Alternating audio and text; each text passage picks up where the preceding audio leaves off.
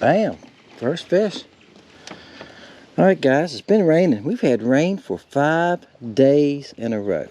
Now, yesterday, the sun popped out for a little bit. I thought, oh, okay, the calm for thunderstorms looking good now. An hour later, it was pouring down, and it rained for 5 hours, I reckon, thunderstorm during the night. It's probably 9.5. We're just making a fun video here this morning. We'll probably fish a couple different colors, okay? Blue mist. And I do this to show y'all some of the colors. All right, guys, bam. Switch colors on y'all. Like I said, I'm gonna fish with a few different baits and caught this one first cast. I think I made 2 or 3 casts with the other color, and I seen this fish come running. I thought, where's my bait? And I seen this fish moving fast, and I looked out in front of him, and I see my bait moving. He's got it pinned here. What did it do? I got it. It's caught on the eye of the hook. Come on, sun's gonna come out. Oh, that's a good fish there, guys. Fish is pushing 12 inches. Oh, you hit it. This is a willowtail. Now, I make the willowtail in a lot of solid colors, about 6 or 8 solid colors, and I make it in what I call tail colors that has a different color tail like that. There's like 8 different colors like that. This one's Junebug chartreuse. I have plum chartreuse. You name it. There's a variety of them there. Here you go. Bam. It's a good fish. Nothing wrong with that one either. Alright, small one. We're in the summertime here, guys. I'm gonna call it summertime. Water is 70 degrees. Hey, it was 75. The water was 75 2 weeks ago. So, wow, the barb on this hook. This is a hook somebody gave me. He's probably 9 inches. That's it. This is the slice color.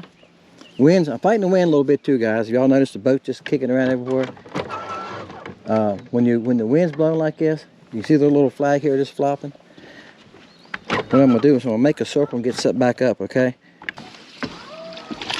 Well, there's a couple big ones back there, guys. I don't fish this dock very often. It's the first time I've been here this year. I'm just making a milk run. Y'all heard me say it before. I got some docks lined up in my head that I'm just gonna go from one to another. This time of year we get to fish dock. He's probably 9 inches. I gotta catch some bigger fish. I'm catching babies. I caught one good one in it. This is baby bass color. The video is not about how big the fish are. It's about the baits, guys. I'm showing you some different baits I'm using. Some of these right here that are flashy, I think some of those are carp. Y'all heard me say that. Like right here. See all that flashing right here? Those are crappie right there. Those are carp.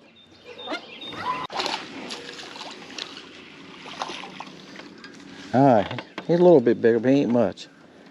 He ain't quite 10, I don't think. Alright, guys, I'm gonna move. That's on baby bass color. I went on through the baby bass color again. Good color, guys. I've got baby bass in a couple baits, shapes. Just have to go and check it out. I can't remember all. Guys, I got 24 shapes. And it's over 80 colors. I tried to count one day, colors or combos. When I say colors combo, if I got blue boy, that's 1. If I got blue boy with the chartreuse tail, it's called winter. That's 2. So some of them are like, I got plum. I got plum crazy, and I got plum crazy with the chartreuse tail. So I call it something else, you know. So check it out. Let's move to another dock and see if we can cut something else. I'm gonna switch colors again. Bam. Oh, he's not a bad one. He's probably 10 inches. That's about it. Summertime crappie, guys. Finding bigger ones are tough. And it's not many here. It's a couple on a brace here. Tweety bird. This is called the flash color. Tweety bird has yeah, he's about 10 inches. The Tweety bird has double tails, and they're split tails, guys. See here? Double little split. That's why it's called the Tweety bird. Got a little double tail, so when that thing swims, both of them tails are working. And it's made just like the willow tail. The willow tail is thicker in the middle, and it thins down when it hooks to the body, and it thins down at the end. So it doesn't take much water to make it move, okay? That is the flash color. I'll show y'all what I'm toying with. See, there's a couple of fish there, but see, there's not many there. Maybe just a scattered few. Bam. I don't think I've said bam today, guys. Alright. Playing around here. Here's one on the sub. This is the sub. Bam. Alright. The sub comes in a lot of colors. About 8 colors, I think. It comes in a color called aqua, which is a blue. This is a blue boy color. I was just thought, let's try it today. I was testing today. I was shooting the color. One of the first colors I ever came out with. I made it in a lot of body shapes. It's in the willow tail and a couple things. Let me try it one time in the sub. Because the aqua color is really close, guys. It just has blue and silver flake in it. Aqua color has blue, silver, and red. Bam. Bam. Guys, I seen these beds right here. That's a small brim. This is the stonefly. I thought, what if they'd hit it? And guess what? That fish hit it right off the bat. I don't see any more fish there now. I don't know. I've been watching for them bedding this year. I like to catch the big shell crackers when they bed. And I just haven't seen the shell crackers bedding. I can see some beds right here. You see the black circles. Made a video before about bedding fish, and some of y'all asked me, some people have asked me, said, hey, how you know it's a bed? They're black circles. Bunches of them over side by side. Bunches of them right there. Now I don't see any fish on them. Now I was working on a boathouse last week, and I could see them kicking around the boathouse there. There was a guy fishing from the other dock, and I asked him that question. I said, are they bedding yet? He said, no, I haven't seen them bedding yet. He said, they're just starting to come in. Usually this time of year, they are bedding. Wow. Maybe I found a bigger one. He's acting like it anyway. You all right? I'm going to let you go. As soon as I torment you a minute.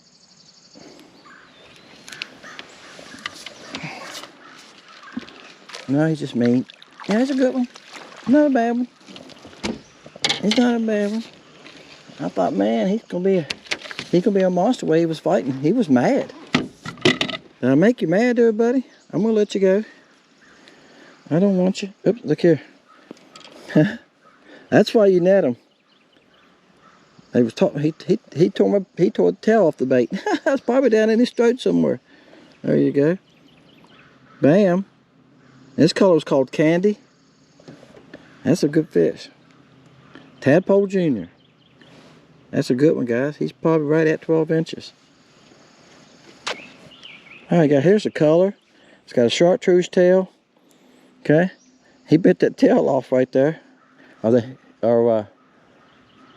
I set the hook, it could have came off too. I don't know. The front half is a blue. It's called a Azure. It's a neon blue. And it's got red, white, and blue flakes in it. Yeah. And the tail is chartreuse. You can see that little tail. You see it's thicker in the middle. Can y'all tell that? Am I holding it too close? See, it gets stand hooks through the body, so they can pull it off pretty easy if they pull on it hard enough. He might have grabbed the tail and pulled on it first, right? That's right. And then y'all know how fish eat. They grab them, then pull it in their mouth and pulled it. And I set the hook maybe about that time too. But I don't lose many tails, very seldom. Once in a while I lose a tail on a Tweety bird, but very seldom. Sunfish are the worst about that, ain't they? You know, brim and stuff like that. They'll grab the tail and take off running with the bait, and that just pulls it right off. This is a size 6 hook.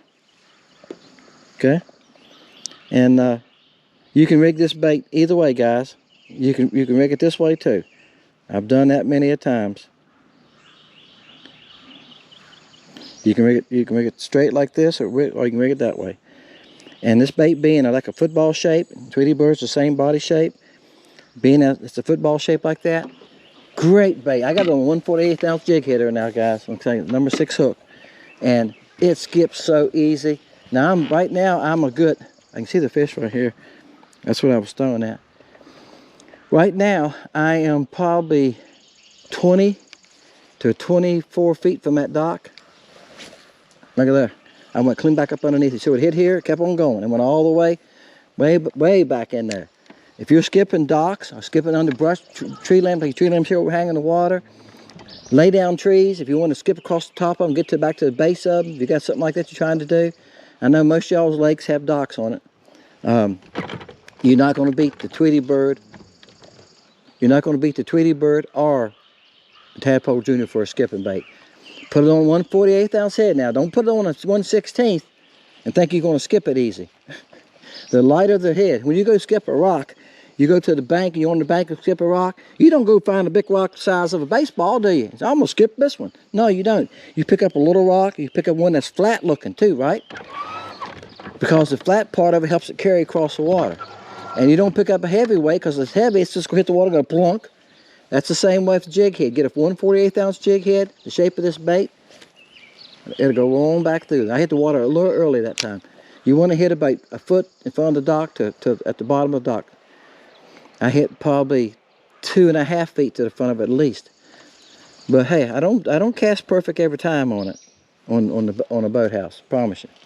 Let me show y'all how I skip this thing. Right now I'm about 12 foot, 15 foot from the dock. Get my bait up that far from the rod. I want to hit right in front of that dock. It's all in the, there you go. It's all in the snap of the rod. You just want to snap your rod, and you want to hit in the area of just in front of this level with it, or out just in front of it just a little bit. Don't have to be the exact same every time. You're not going to do it the same every time. You're going to hit the dock sometimes. You're going to hit too short sometimes.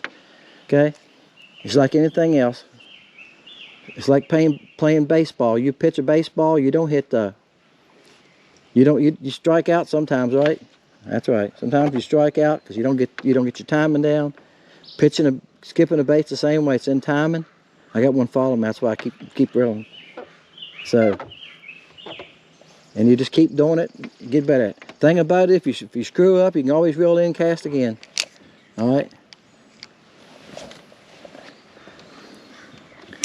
I'm probably 1 out of 10 casts, or maybe 2 out of 10 casts. I hit too early, or I hit the dock. It happens, especially when I get in a hurry and don't think about it. You got to think about your motion, follow through, and all that. Same like I say, same with swinging the bat for playing baseball and stuff, or playing tennis, playing golf, right? If you don't swing all the way through golf, I've never played golf, but I'm telling this guy's talking about it. Just follow through, your foot position. That's right. Think about what you're doing. All that's important. Skipping's the same way. If you try too hard, that's usually when you mess up. Try to put too much into it. Use your rod.